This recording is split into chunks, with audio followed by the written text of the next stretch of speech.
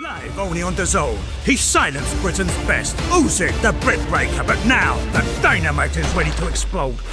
One night, one shot, and undisputed. Usyk versus Dubois 2. July 19th. Right now at DAZN.com/boxing. Now this is something that I'm actually quite happy to read.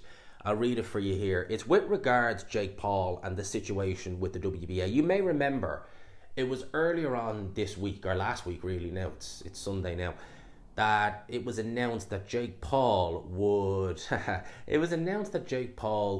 the rankings of the WBA, and that he did. He entered the rankings at number 14, and I was very unhappy with that. I thought it was absolutely scandalous. I know a lot of other people did as well. The fact of the matter is, you are ranking a guy, and I'm not going to, again, people have a tendency when it comes to Jake Paul to throw the baby out with the bathwater. I see a lot of people criticising him, this, that and the other. At the end of the day, Jake Paul is not the one who decides on the rankings. He's not the one who ranks the WBA or anything like that. The WBA, in their infinite wisdom, I believe it's Gilberto Mendoza is still the president. He is the one who decided to put Jake Paul in the rankings, having beat a ancient shot to bits Julio César Chávez Jr. and before that, a nearly 60-year-old Mike Tyson. Imagine, people, just let that sink in, right? People will criticize sanctioning bodies, and there's a lot to criticize about all of them with the rankings. But some people will criticize a sanctioning body for saying, he only beat such and such. Does that really earn him a top 15 ranking? And you could say, yeah, that's a fair, valid point. But at least he's beaten someone who's actually come to win. And I'll give you an example. Like, imagine Derek Chisora beating Otto Wallin. I know that put him very high in the rankings with the IBF, but at the end of the day, Otto Wallin, okay, look, he's not a great heavyweight, but he's still there. He's still a fringe contender. So beating him and getting the ranking, albeit it was a high ranking, but if you beat him and got a low ranking, like say 13, 14, I wouldn't complain that much, right? But beating again a nearly 60-year-old Mike Tyson with 2-minute rounds, they were 2-minute rounds, weren't they? And then beating a wash to bits Julio César Chávez Jr., that gets you number 14 in the rankings, which was, again, absolute BS. Well, I'll read this here. It says, and I quote, "Due to heavy criticism and outrage from other ranked contenders," the contenders are the ones who are absolutely furious, rightly so, absolutely rightly so, "the WBA will review Jake Paul's cruiserweight rankings at their upcoming European convention in Madrid, which takes place from July the 15th until July the 18th. Jake Paul, WBA, ranked Paul number 14 in its rankings at cruiserweight after a lackluster win over Julio César Chávez Jr. last Saturday. Chávez wasn't ranked at cruiserweight, and his last noticeable win came at middleweight in 2012. I believe that was against Andy Lee, actually, as well. I think that was one of Emmanuel Stewart's last fight before he passed away. RIP to him. Paul has never defeated a ranked boxer unless you count his fight with a 56-year-old Mike Tyson. And no, you can't count that because who the F was ranking Mike Tyson for that fight? So no, I don't count that one, Ring Magazine. Thank you for that. But I'm not counting that one. Thank you very much. I really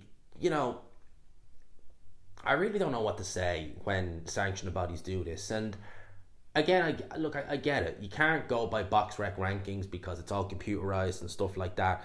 But their rankings are a hell of a lot more accurate than some of these sanctioning bodies.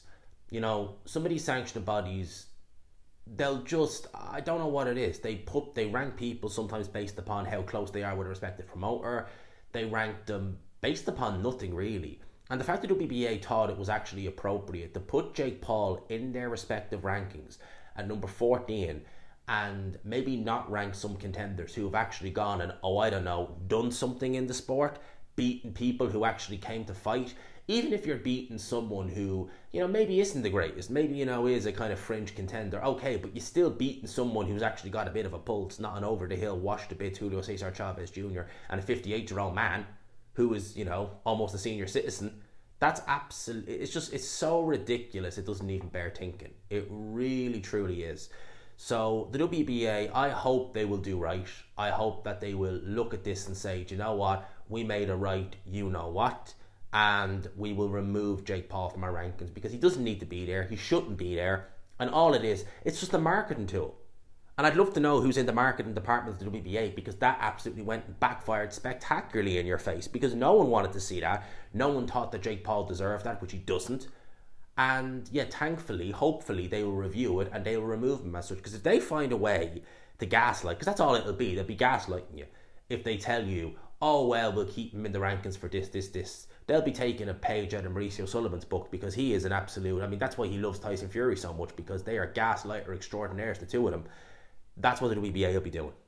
That is literally what they'll be doing. So I hope that they go to this conference, they look at everything. I mean, it doesn't take a genius to look and say, crap, what are we doing ranking him for doing absolutely nothing, and remove him accordingly. I hope they do that. I suspect that they probably will, given the backlash. And I like the way they're saying that contenders are complaining about this, because again, I've said this before in several videos and I reiterate it.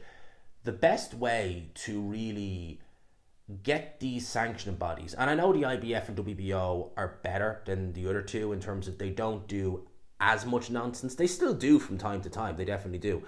But the best way to get them to stop with a lot of this nonsense is to essentially, if you're a contender, if you're a promoter of a fighter, etc., the best way to stop them doing this nonsense is to just not want to be ranked with them, not want to pay sanction fees to the WBA, WBC, IBF, WBO.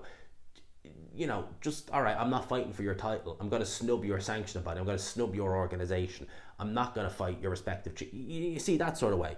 Because if you're, say, looking for the WBA, you're looking to get a crack at Gilberto Ramirez or someone like that, oh, you're ranking Jake Paul? All right, well, no, I'm not fighting sanction fees. I might have a WBA trick title, take it back, I'll throw it in the bin.